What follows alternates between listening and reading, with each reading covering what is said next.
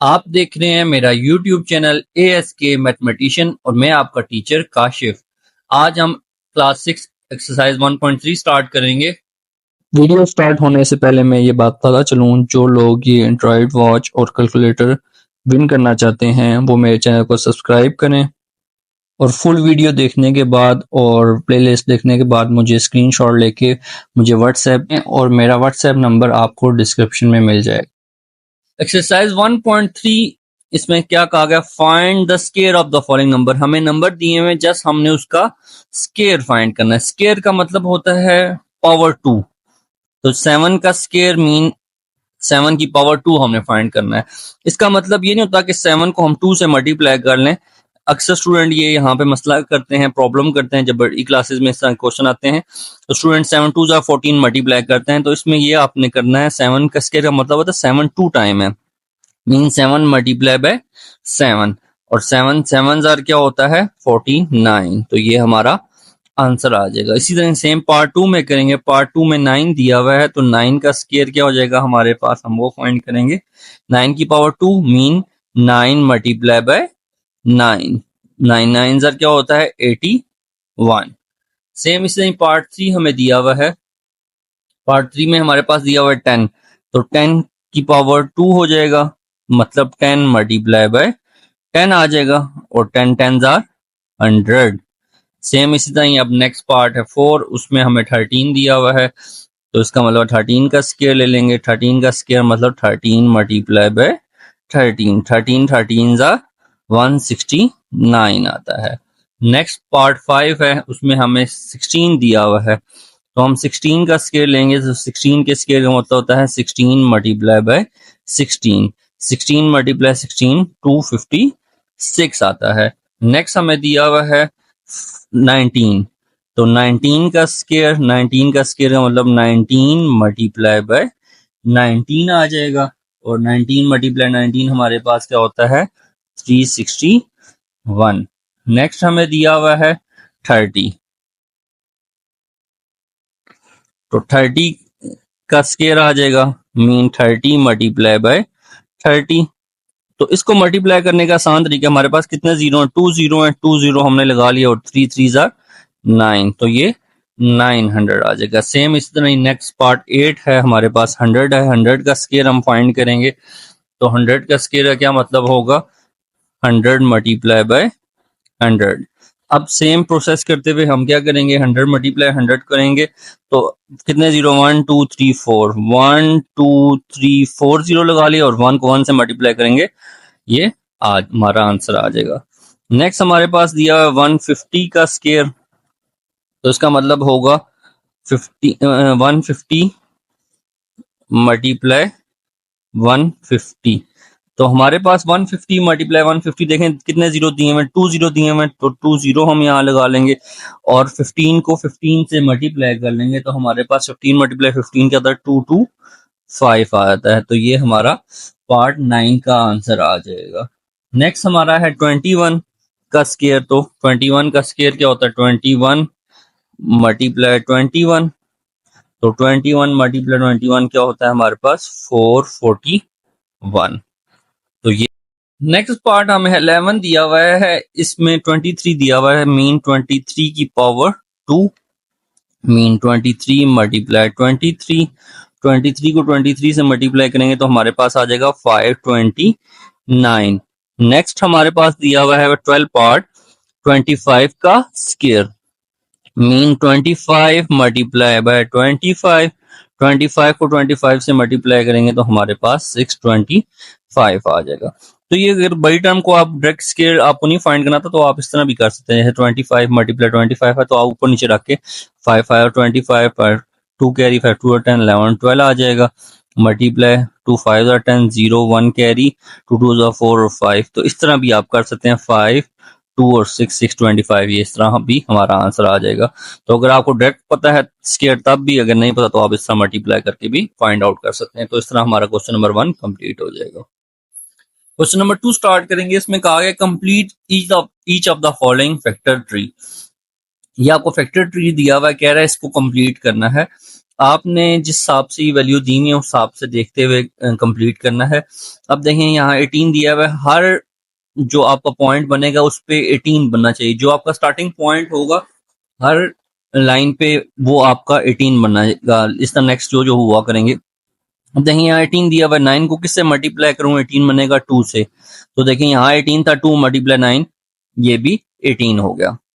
अब ये देखिए फिक्स्ड आ रहा है, इसका मतलब ये है कि ये 2 एज इट इज आ जाएगा। यहाँ पे फर्दर ब्रेक होना है तो 9 को किससे मैं ब्रेक करूँ तो 9 बनेगा 3 मल्टीप्लाई 3। और किसी टेबल पे 9 आता नहीं है तो 3 और 3 के टेबल पे आता है तो देखें 3 मल्टीप्लाई 3 9।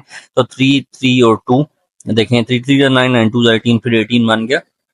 तो यहाँ पे हम जो लास्ट वाला हमारा आंसर आएगा वो लिखेंगे 2 3 और 3। ये पार्ट 1 का हमारे आंसर आ गया। इसी तरह पार्ट 2 है हमारे पास। तो पार्ट 2 में हमारे पास 54 दिया हुआ है और यहाँ पे हमें गिवन कर दिया गया है 6 मल्टीप्लाई बाय 9 ऑलरेडी हमें गिवन कर दिया गया है। तो हम क्या करेंगे 6 को ब्रेक करेंगे तो हमें पता है 3 मल्टीप्लाई 2 कर लें या 2 मल्टीप्लाई 3 कर लें, बात एक ही है 6 बनता है। और यहाँ पे 9 है तो 3 मल्टीप्लाई 3 जो है वो 9 बनता है। देखें 6 9 जा 54 और 2 3 जा 6 और 3 3 जा 9 9 6 जा 54। तो इसमें भी 54 बन गया। तो हम इसे सीक्वेंस लिख लेंगे 2 3 मल्टीप्लाई 3 मल्टीप्लाई 3। तो ये हमारा पार्ट 2 भी सॉल्व हो गया। पार्ट 3 हम स्टार्ट करेंगे। हमारे पास 56 दिया हुआ है।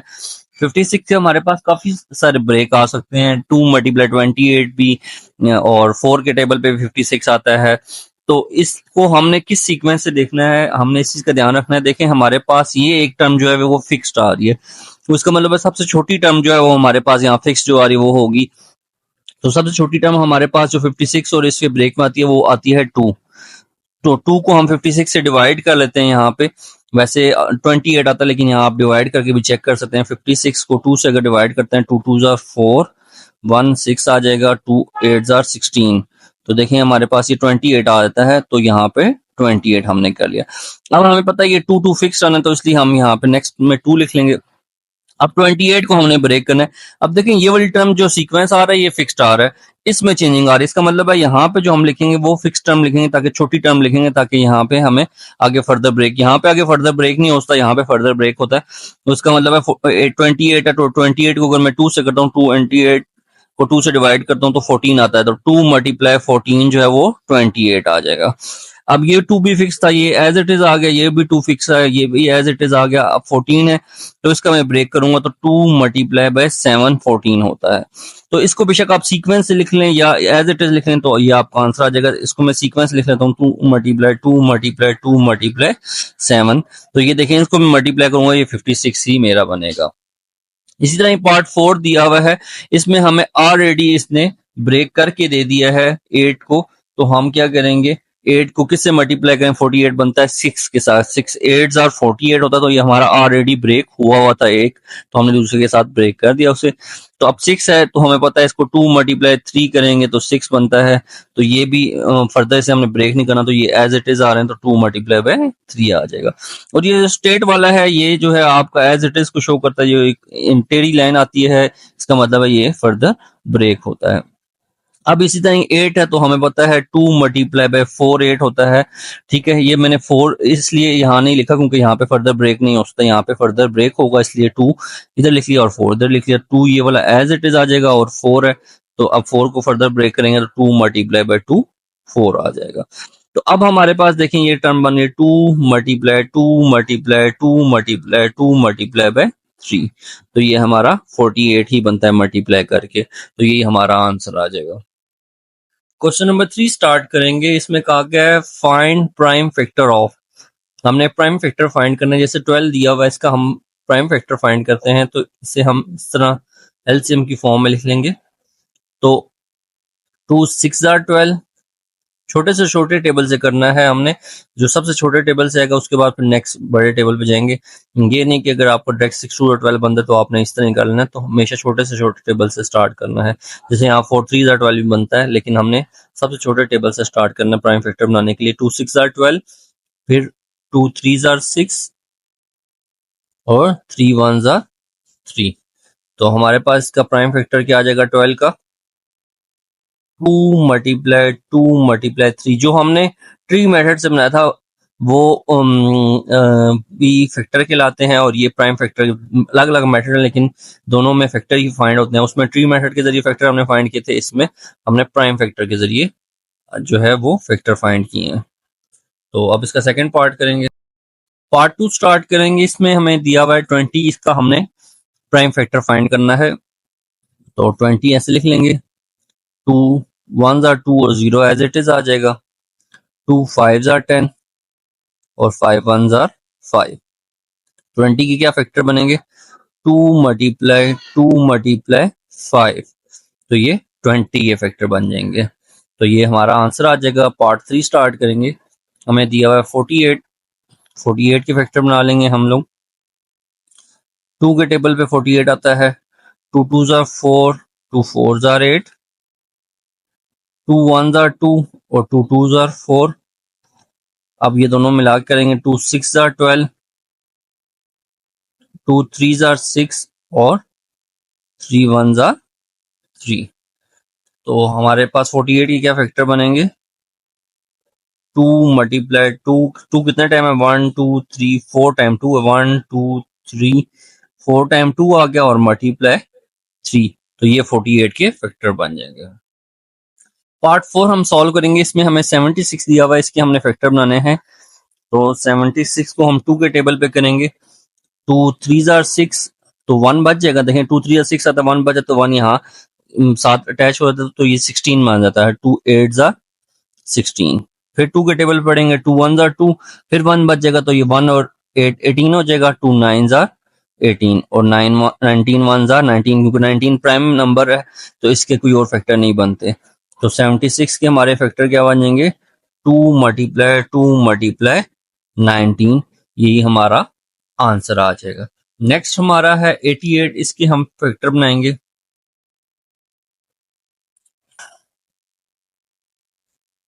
88 के B2 के टेबल पे आता है। 2 4s are 8, 2 4s are 8, फिर 2 के टेबल पे करेंगे। 2 2s are 4, 2 2s are 4, फिर 2 के टेबल पे आता है। 2 1s are 2, 2 1s are 2, 11 भी जो है वो प्राइम फैक्टर है, तो 11 1s are 11 आ जाएगा। तो 88 के क्या फैक्टर बनेंगे, 2 मल्टीप्लाई 11, तो ये 5 का आंसर आ जाएगा। 6 हमें दिया हुआ 256, तो 256 का एलसीएम ले लेंगे। 2 1s are 2, 2 2s are 4, फिर 1 बच जाएगा यहाँ पे, तो 1 यहाँ कैरी आ जाता है नेक्स्ट पे। 2 8s are 16, फिर 2 के टेबल पढ़ेंगे। 2 6 are 12, 2 4s are 8, फिर 2 के टेबल पे आता है। 2 3s are 6, 2 2s are 4। Next फिर 2 के टेबल पे आता है। 2 1s are 2, 1 यहाँ कैरी आ जाएगा, 12 हो जाएगा। 2 6 are 12, 2 8s are 16, 2 4s are 8, 2 2s are 4 और 2 1s are 2। तो अब हम देखना है कि कितने टाइम 2 आ रहा है। 1 2 3 4 5 6 7 8, 8 टाइम 2 आ रहा है। तो 256 के क्या फैक्टर बनेंगे, 2 मल्टीप्लाई 2, ये 1 2 3 4 हो गया, 5 6 7 और 8, तो ये 256 के फैक्टर बन जाएंगे। ये हमारा आंसर आ जाएगा। पार्ट 7 स्टार्ट करेंगे। इसमें हमें दिया 576, इसका हम फैक्टर बनाएंगे 576 के। 576 2 के टेबल पे आता है। 2 2s are 4, 1 यहाँ आ जाएगा। 2 8s are 16, 1 बच जाएगा, फिर ये 16 हो जाएगा। 2 8s are 16, फिर 2 के टेबल पे करेंगे। 2 1s are 2, 2 4s are 8, 2 4s are 8। अब 144 है, तो फिर 2 के टेबल पे आता है। 2 7s are 14 और 2 2s are 4। नेक्स्ट 2 के टेबल फिर आता है। 2 3s are 6 और 1 यहाँ आ जाएगा। 2 6s are 12, 2 1s are 2, 2 8s are 16, 2 9s are 18, 3 3s are 9 और 3 1s are 3। तो 576 के क्या फैक्टर आ जाएंगे, 2 कितना टाइम आ रहा है, 1 2 3 4 5 6, 6 टाइम 2 आ रहा है। तो 1 2 3 4 5 6 टाइम 2 आ गया और 3 2 टाइम आ रहा है, तो 3 2 टाइम लिख लेंगे। तो ये हमारा 576 का आंसर आ जाएगा। पार्ट 8 हम सॉल्व करेंगे। 1296 दिया हुआ है हमें, तो इसका एलसीएम लेंगे तो 1296 है। 2 6 are 12, 2 4 are 8, 1 बच जाएगा, 2 8 are 16। फिर 2 के टेबल पे करेंगे, 2 3 are 6, 2 2 are 4, 2 4 are 8। फिर 2 के टेबल पे करेंगे, 2 1 are 2, 1 बच जाएगा, तो ये 12 हो जाएगा, 2 6 are 12 और 2 2 are 4, 2 8 are 16, 2 1 are, फिर ये 3 के टेबल पे आएगा, 81 आ गया, तो 3 के टेबल पे पढ़ेंगे, 3 2 are 6 और 2 यहाँ आ जाएगा, 3 7 are 21, तो 27 आ गया। फिर 3 के टेबल पढ़ेंगे, 3 9 are 27, 3 3 are 9 और 3 1 are 3। 1296 के क्या फैक्टर बने हैं? 1296 इज इक्वल टू 2 कितने टाइम आ रहा है हमारे पास? 1 2 3 4, 4 टाइम 2 आ रहा है, 1 2 3 4 टाइम 2 आ रहा है और 3 भी 4 टाइम आ रहा है, 1 2 3 और 4।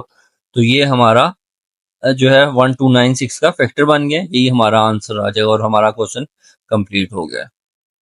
क्वेश्चन नंबर 4 हमें दिया हुआ है, लिखा हुआ है express the following in the index notation form.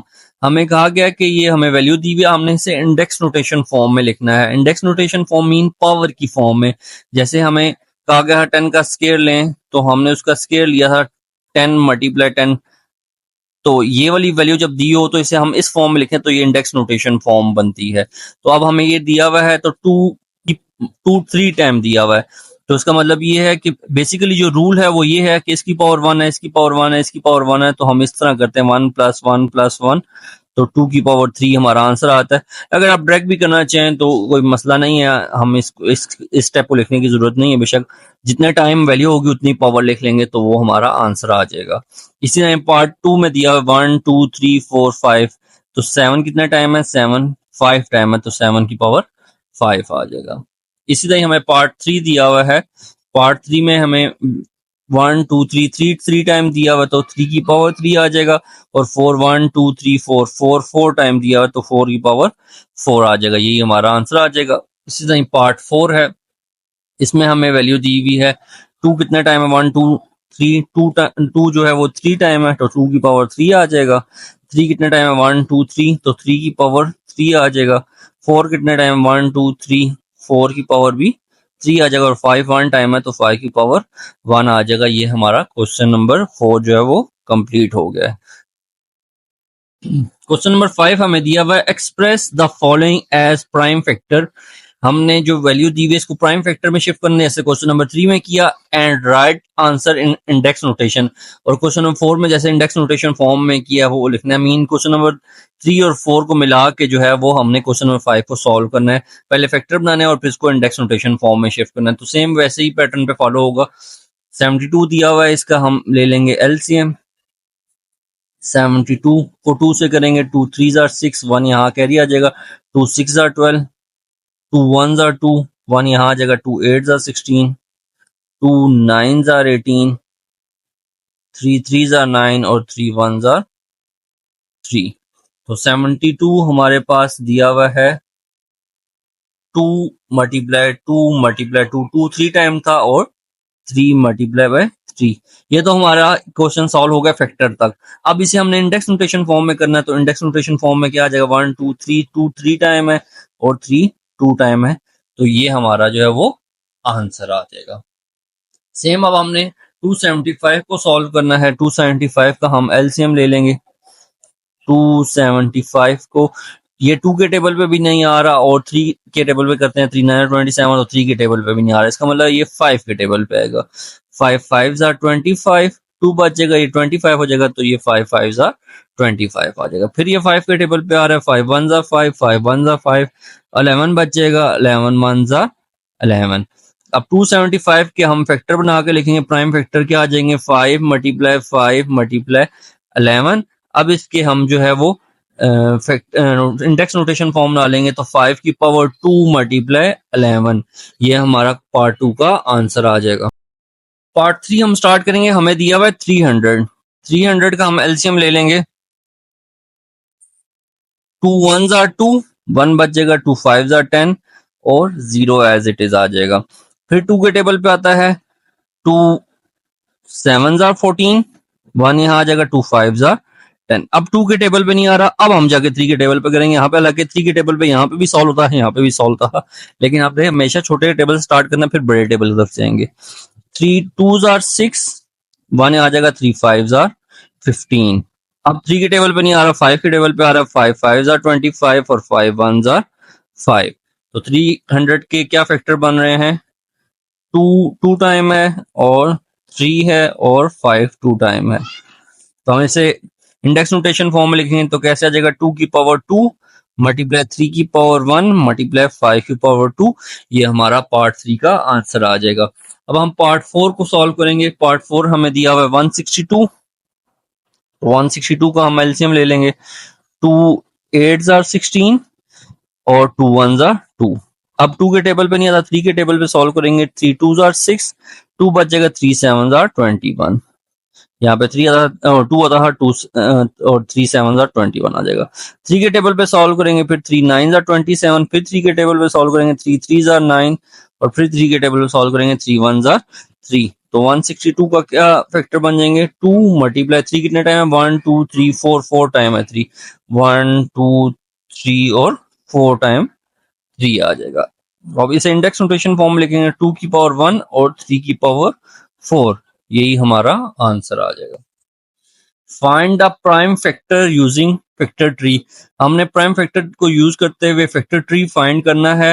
Right answer index notation और उसे इंडेक्स नोटेशन फॉर्म में सॉल्व करना है। हमने फैक्टर ट्री ऑलरेडी सॉल्व किया हुआ है, वैसे ही सॉल्व करेंगे। 28 को अब हम ब्रेक करते हैं तो 2 मल्टीप्लाई 14, इसमें देखिए मेंशन नहीं किया हुआ ऑलरेडी हमें, तो हम यहाँ पे अभी तो मैंने बना लिया है। आप अपनी मर्जी से अगर सॉल्व करते हैं तो बेशक 14 यहाँ पे रख लें, 2 यहाँ पे रख लें, लेकिन फिर इसको इस साइड पे सॉल्व करना पड़ेगा। मैंने ऑलरेडी बना लिया था आसानी के लिए ताकि टाइम वेस्ट ना हो। तो आपकी मर्जी है इसमें, क्योंकि पहले वाले क्वेश्चन जो हमने इस तरह का सॉल्व किया था उसमें तो हमने जस्ट जो रह गए थे पार्ट उनको फिल करना था। इसमें हम अपनी मर्जी से फैक्टर बना सकते हैं, तो इसलिए आप इसको अपनी मर्जी से भी ब्रेक कर सकते हैं। तो अब देखें ये 2 तो एज इट इज आ जाएगा, 14 को ब्रेक करेंगे तो 2 और 7 आ जाएगा। तो ये हमारे जो हैं वो इसके फैक्टर बन गए 28 के। तो अब इसको हम ये जो लिखेंगे 2 मल्टीप्लाई 2 मल्टीप्लाई 7।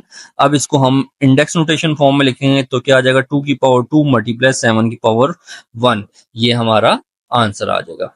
सेम इसी तरह 36 को अगर हम 136 को सॉल्व करते हैं तो 2 इंटू अगर हम इसको उसी तरह ही एलसीएम फॉर्म की तरह करते हैं, आप बेशक इसको इस तरह की फॉर्म में लेके सॉल्व भी कर सकते हैं पूरे को, ताकि आपको पता लगे 2 6 12 2 8 16। तो इस तरह आप सिंपली कैलकुलेट भी करके बना सकते हैं। इसके देखें 2 68 136, यहाँ से हमें पता लग गया।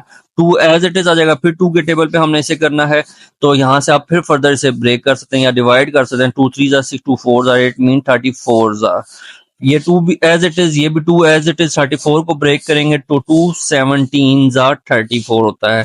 17 प्राइम फैक्टर है तो इसको फर्दर हम ब्रेक नहीं कर सकते, इसलिए यहाँ पे तक ही सॉल्व होगा। तो इसको हम इस तरह फॉर्म में लिखते हैं 2 मल्टीप्लाई 2 मल्टीप्लाई 2 मल्टीप्लाई 17। अब इसे इंडेक्स नोटेशन फॉर्म में लिखेंगे तो क्या आ जाएगा, 2 की पावर 3 मल्टीप्लाई बाय 17। ये हमारा आंसर आ जाएगा।